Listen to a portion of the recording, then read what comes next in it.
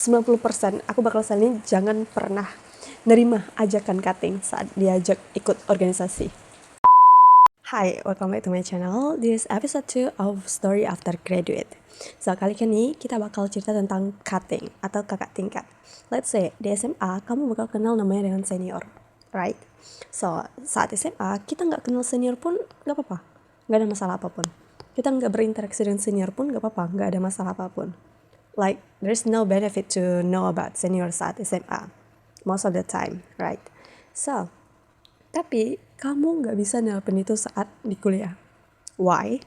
Karena cutting, atau kita sebutannya kakak tingkat saat di kuliah, itu benar-benar berpengaruh saat kita lagi di kuliah. Karena apa? Most of the time, kita pasti bakal minta tolong ke cutting.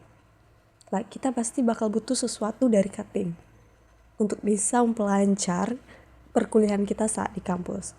It's not in a bad thing, but segala hal tentang informasi di kampus itu nggak bisa kita dapatkan dengan bertanya saja ke dosen, right? So, kita butuh orang kedua atau informan kunci kedua yang punya informasi tentang kampus. Segala hal tentang itu, let's say, networking-nya dengan dosen, ciri-ciri dosen atau karakter dosen, organisasi, lomba, dan pertolongan-pertolongan yang membutuhkan orang ketiga sebagai orang yang pelancar urusan tersebut. And that's cutting. Itulah gunanya cutting. But honestly guys, cutting ini di kuliah itu seperti pisau bermata dua. Kalau kita nggak pandai-pandai, dia bakal ngejerumusin kita. It's not in the bad way, but saat aku kuliah, nggak pernah ada yang bilang satu hal ini. Bahwa kalian tahu kan kalau saat kuliah kita bakal ospek. Atau kalau di kampusku itu bakal dikenal sebagai bakti. Nah, saat kita bakti, atau saat mos, ospek, ataupun yang kalian kenal deh. Nah, itu kita bakal di ospek sama siapa? Sama cutting, right? Nah, cutting yang bakal nge-ospek, mos, dan banyak segala hal lah. Nah, saat itu, aku cuma mikir, ospek itu akan berakhir di tingkat universitas dan juga tingkat faculty. So, after that, kita bakal bisa pakai baju apapun kita inginkan. Kita bisa let's say like live the life, the new journey, the new chapter. Like, kita bisa melakukan apa sih sebenarnya kampus, membayangkan. Like, kita pernah waktu ngeliat di TV, di sosial media, like suasana kampus ataupun kehidupan di kampus itu benar-benar like amazing gitu. Bikin kita ngerasa ingin cepat-cepat lulus SMA. Karena nggak ada pakaian seragam, nggak ada peraturan ketat, like kita benar-benar bebas. Ya, kita hanya masuk ke kuliah and then pulang, that's it. Ataupun mau ikut organisasi, that's it. Kalau kalian mesti kepikiran itu guys, kalian salah besar. Apalagi kalau kalian lulusan atau lulus di jurusan saintek, bukan sosum, sebagian besar itu di jurusan saintek, itu kalian bakal ada lagi ospek. Ospeknya itu dari cutting guys. Like, kita selalu berharap untuk saat hari pertama masuk kuliah itu bakal pakai baju yang bagus, like kita bakal mengekspresikan diri dengan baik. Nggak ada deh terkait cutting and etc. No. Tapi ternyata saat pertama kali mau masuk, aku sebagai anak saintek itu dihadapi dengan ospek dari cutting. Atau kalau dalam bahasa di universitas aku itu pengkaderan. Nggak ada yang pernah bilang satu kali pun ke aku saat aku SMA. Saat biasanya anak-anak kuliah itu bakal di kelas 12 nanti. Kalau aku nanti di kelas 12 itu banyak yang datang untuk roadshow, untuk memperkenalkan atau mempromosikan kampus dan jurusannya. Nggak ada yang pernah bilang kalau ada namanya pengkaderan. That was the biggest lie in my life. Like, aku benar-benar shock saat pertama kali datang sebagai maba. Dan kami harus ngadapin namanya pengkaderan. Nggak seminggu 2 minggu, nggak 1 semester, tapi 3 semester. Kalian bayangin 3 semester kami dikader oleh cutting. And itu banyak terjadi guys. Nggak hanya di kampusku, juga di kampus temanku yang lumayan, kampusnya itu kampus terkenal, like terbaik di Indonesia. Dan itu ada pengkaderan. Honestly, I don't see pengkaderan itu sebagai hal yang buruk. No, like, oke deh gitu. Kita pengkaderan karena pengkaderan itu katanya untuk memperkuat relasi kita dengan cutting dan juga membantu kita deh sebagai anak-anak di jurusan tersebut. Let's say kalau itu teknik, ini membantu kita sebagai anak teknik banget gitu. Okay, I don't mind about that. Like, okay deh, kita lanjut pengkaderan. Tapi guys, yang nggak pernah aku sangka adalah pengkaderan ini lebih buruk banget. Orientednya itu lebih buruk banget. Nggak buruk sih lah, lebih parah deh dari mos-mos di tingkat fakultas, di tingkat university. Like, saat pengkaderan itu benar-benar kita diatur dari cara pakaian, cara bicara, cara dekorasi wajah, cara menyapa, dan cara interaksi. Itu benar-benar diatur dari A sampai Z. Kalau saat kamu pikir kamu bakal bisa pakai baju yang cantik-cantik, baju-baju yang udah kamu siapin untuk kuliah, like berekspresi, nah. You will disappoint it. Because what? Saat aku pengkaderan dan teman-teman aku juga yang lain, kami selama anggaplah 2 semester, 1 tahun pertama kami kuliah, itu kami punya baju seragamnya guys. Ini gak SMA, tapi ini kuliah, tapi kami punya baju seragam. And most of the time, baju yang kami pakai itu baju putih hitam. Like anak magang, kayak anak baru banget gitu.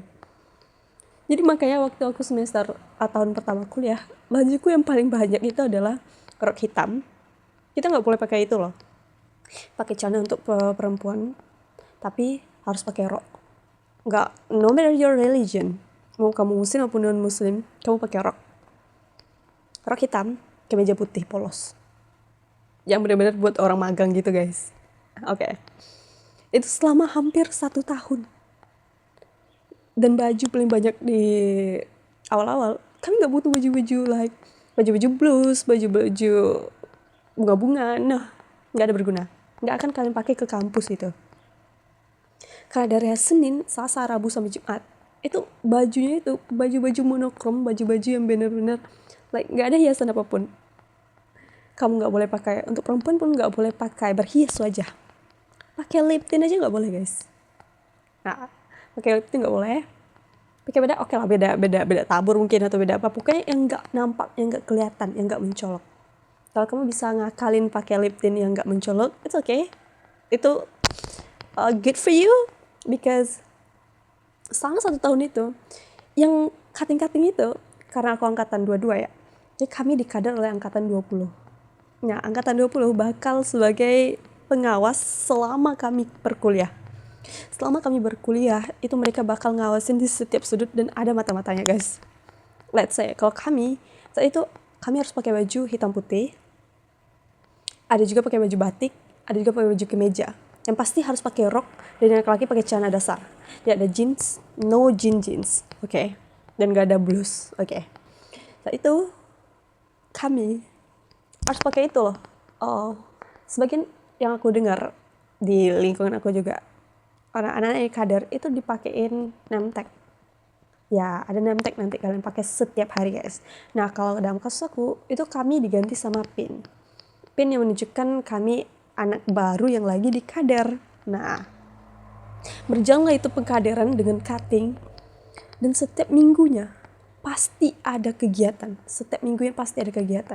Let's say, my hometown is just 2 hours away from the city I study. And itu waktu yang dekat untuk bisa bolak-balik. But karena ada pengkaderan setiap minggunya, ditambah aku selalu praktikum di hari Sabtu, jadi 1 minggu itu full untuk kegiatan. Gak ada waktu untuk pulang kampung. Saya sangat susah sekali untuk mencari waktu untuk pulang kampung karena padatnya jadwal pada tahun pertama aku sebagai maba. Gak ada yang bilang tentang pengkaderan guys. Like kegiatan yang selain kegiatan setiap minggu itu kami bakal evaluasi, dilihatin apakah kami mengikuti peraturan, kami melanggarkah, dan apa ya goals lah minggu selanjutnya harus diraih gitu. Nah, itu berlangsung hampir kurang lebih 1 tahun pertama. And after that, selain itu kegiatannya adalah mengenal, kami diwajibkan mengenal satu angkatan kami. Dan kebetulan saat itu angkatanku lebih dari 200 orang. Kami harus kenal nama NIM yang penting. dan dapetin semua identitasnya. Dan itu pasti bakal ditanya lagi, ditagih setiap kami pertemuan di weekend. Oke, I don't see it. Oke, aku nggak berpikir itu buruk. Let's say like, oke deh, itu untuk bikin kita kenal satu sama lain, mempercepat kita kenal. Oke, I don't mind about that. Tapi ada beberapa hal yang bikin kita itu ngerasa like, kenapa nggak ada yang bilang kalau ada pengkaderan? Kenapa nggak ada yang bilang ke anak-anak SMA kalau kalian bakal dikader nantinya sebelum resmi menjadi seorang mahasiswa, sebelum kalian resmi untuk berekspresi. But honestly guys, ini hanya terjadi di Saintek. Di Soshum, teman-teman aku yang Soshum, like anak ekonomi, FIB, ilmu budaya, FISIP, and so on, itu mereka ada di kader, tapi cuman awal-awal aja, kayak semester awal berapa bulan, dan itu nggak ketat sama sekali. Temen aku yang lain aja itu udah hari pertama, kami cerita waktu itu, hari pertama aja mereka udah full make up, udah pakai baju cantik-cantik, like literally mengekspresikan diri setelah hampir 12 tahun. Yes, 12 tahun itu pakai seragam terus. Dan kami sebagai anak Saintek di jurusan aku, itu nggak punya kesempatan itu. And literally kami, teman-teman aku yang anak-anak Sosum, itu bener glow up, like dari SMA ke kuliah itu bener beda banget. Tapi kami yang anak Saintek itu nggak punya kesempatan untuk itu. Kami bener like culun, like anak-anak yang memang nggak ada bedanya dengan anak SMA. Like kalau anak SMA sekarang kan kita bisa lihat mereka udah pada cahaya cantik deh, udah pada glow up gitu. Tapi pada masa aku dulu, itu most of the time, most of us itu belum kenal banget dengan skincare gitu, belum terlalu kenal kali. Nah jadi masih muka-muka baby face, muka-muka yang gak terlalu banyak ditempelin make up atau skincare, palingan basic skincare atau baru-baru belajar deh. Nah itu pas masuk kuliah dengan berbagai mahasiswa dan latar belakang berbeda, dengan wajah-wajah yang cantik jelita dan ganteng-ganteng, kami benar-benar kayak anak-anak yang nggak tahu caranya memperbaiki atau nggak tahu caranya menghias diri saat itu. Itu adalah salah satu yang bikin aku like, oh my god, saat aku lihat-lihat lagi foto-foto aku saat zaman-zaman tahun pertama, itu benar-benar culun banget, ya Allah. Tapi honestly guys, itu tentang pengkaderan, dan itu adalah cutting yang gitu. Dan kami, cutting itu sering banget ngebilang like, kalau kalian bermusuhan dengan kami, itu kalian bakal gak berhasil selama, atau kalian bakal gak aman, atau kalian bakal gak lancar selama berkuliah di sini. Like, kami sebagai anak baru, tentunya itu like jadi ancaman yang bikin kami takut dan semakin patuh dengan peraturan pengkaderan gitu. Karena kami diancam like kami bakal dikucilin kalau kami gak bisa mengikuti peraturan tersebut. Like, kami didoktrin dengan kata-kata yang mungkin baik dari teman-teman yang udah kuliah bakal denger senior atau katanya ngomong gini, kalau tanpa kami, kalian itu nggak ada apa-apanya. Like, kalau kalian nggak ikutin, kalian itu bakal bla bla bla bla bla. Oke, that's it. Saat ini sebagai anak maba, aku cuman ngerasa takut gitu, karena nggak mungkin kan kita ngejalanin 4 tahun perkuliahan dengan rasa cemas, rasa takut, rasa dikucilkan gitu. But honestly guys, setelah lewat dari pengkaderan itu cuma omong kosong. Like, it's literally like nggak ada efeknya, nggak ada pengaruhnya cutting tersebut dengan perkuliahan kita. As long as kita punya hubungan baik dengan dosen, kita nggak buat macam-macam, kita nggak, let's say, buat bad thing, kita nggak buat buruk, kriminal, segala macam deh gitu. Like, kita hanya ngejalanin kehidupan normal sebagai mahasiswa. Itu aku bisa bilang kalau kamu bakal aman aja sih gitu, santai aja gitu. Soalnya teman-teman aku pun like santai aja sih, nggak ada pengaruh apa-apa. Yang saat itu membangkang ya, kan istilahnya membangkang saat melakukan pengkaderan, itu aman-aman aja kok, sampai sekarang nggak ada apapun gitu. Dan apakah mereka ngebantu kita untuk itu? Ini aku nggak bisa bilang nggak bisa juga bilang ya. Let's say like cutting itu ada gunanya guys. Like kita dengan informasi cutting itu bikin kita lebih tahu tentang dosen, atau tentang matkul, mata kuliah, ataupun tentang cara-cara berinteraksi deh dengan dosen, dengan lingkungan sekitar. Itu ngebantu banget. Lalu tentang informasi yang mungkin sensitif tapi cutting ini tahu gitu. Dan kita bisa dapetin darinya yang bisa bantu kita selama perkuliahan. Itu benar. Tapi di satu sisi, cutting ini juga bikin kita ngerasa like dia senioritasnya itu tinggi banget gitu. Jadi kalau kita nggak pandai-pandai guys, kita bakal ditekan lebih dulu gitu. Padahal kita nggak salah apa-apa gitu. Nah, jadi aku saranin sih ke kalian maba-maba, eh berhubungan baiklah dengan cutting, tapi jangan terlalu like terlalu menghambakan diri gitu sebagai seorang maba. Jangan terlalu kelihatan kalau kalian ini seorang maba, like karena sejatinya kita ini sama aja guys. Like sekali kita udah jadi mahasiswa di Universitas A, ya udah kita posisinya setara dengan mereka. Nggak ada lagi like yang buat kita berbeda, nggak ada. Kita sama-sama mahasiswa di sana. Palingan yang berbeda mungkin moral kita aja sih, like kita pengen menghormati dia sebagai seorang senior gitu. Let's say udah, that's it. Jangan berlebihan lagi. Karena I don't wanna say that like cutting itu membawa pengaruh buruk, nggak juga sih. Itu tergantung lagi ke diri kita bisa nggak ngebawa diri saat berteman dengan mereka. Karena mereka juga ada banyak gunanya guys, like kita banyak butuh informasi dari mereka. Apalagi kalau saat-saat kita mau skripsian atau mau magang, they have a lot of information that we don't have. So we need to from them. So that's why kita perlu jaga hubungan baik. Tapi aku nggak saranin juga sih kalian, kalau bisa, kalau dari pribadi aku nyaranin cuman bertemanlah dengan beberapa yang, pilih aja beberapa cutting yang menurut kalian baik gitu, yang nggak neko-neko, yang bisa ibaratnya ngebantu kita saat kita bertanya. Jadi nggak perlu semuanya juga sih, kalian bisa pilih beberapa yang menurut kalian percayai dan kakaknya itu baik banget. Nah, that's lucky for you if you find them, because you know like kita butuh bertanya-tanya tapi nggak ada informasi. Nah, mereka lah jalan keluar kita, mereka yang bakal bantu kita. And yang kedua, selain pengkaderan, ini yang perlu aku highlight, cutting. Kalau kalian udah lulus pengkaderan misalnya, diajak organisasi. Ini ada satu kalimat guys. Jangan pernah, aku saranin ya, 90% aku bakal saranin jangan pernah nerima ajakan cutting saat diajak ikut organisasi. Ini real banget. Jangan pernah ikut-ikutan sama cutting yang ngajak atau ngerayu kalian masuk satu organisasi atau ormawa. Like, kalau kalian memang tertarik dengan organisasi tersebut atau emang nggak pernah dengar tentang organisasi tersebut, jangan pernah. Karena apa? Pertama udah ngomong energi. Lalu apa yang dijanjikan oleh cutting nanti, misal, yuk masuk, nanti kamu bakal gini-gini, nanti kamu dapat ini. Itu sebenarnya nggak juga guys. Bakal jadi korban di sana. Tumbal juga sih.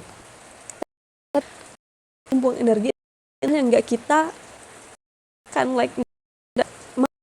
Jadi itu cuma energi, udah habis energi waktu kuliah, masuk organisasi. Kalian bayangin itu beratnya gimana gitu. Jadi dibandingkan kalian ikut organisasi, mending kalian ikut lomba aja deh. Yes, ikut lomba aja. Cari teman-teman yang benar-benar mau berjuang bersama. Seperti yang aku bilang di previous video. Carilah teman-teman yang memang sefrekuensi dengan kamu, yang punya tujuan sama, dan kamu bisa ajak mereka untuk ikut kompetisi. Karena nanti aku bahas ini di video selanjutnya, privilege sebagai mahasiswa dan hal apa sih yang harus dilakuin sebagai mahasiswa agar kamu nggak kecewa, agar kamu nggak nyesal setelah lulus nanti. So back to the topic. So that's why cutting.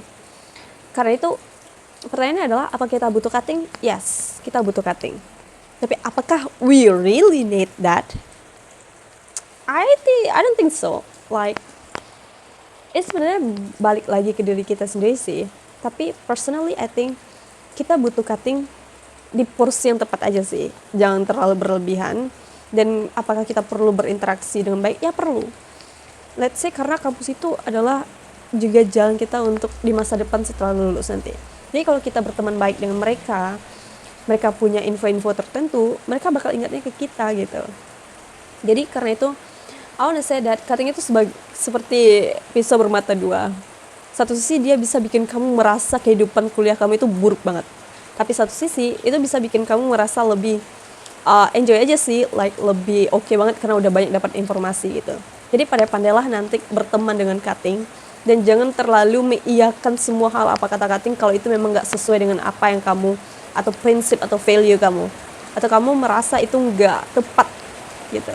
Jadi cobalah untuk menolak gitu, karena kalau dia ngancam-ngancam tertentu guys, like ngancam tentang nilai kita, cutting itu nggak punya pengaruh apa-apa tentang nilai kita. Itu hanya kita dan juga dosen, let's say, kecuali kalau itu praktikum dan dia jadi asisten ya, itu mungkin bisa berpengaruh sih, tapi most of the time no.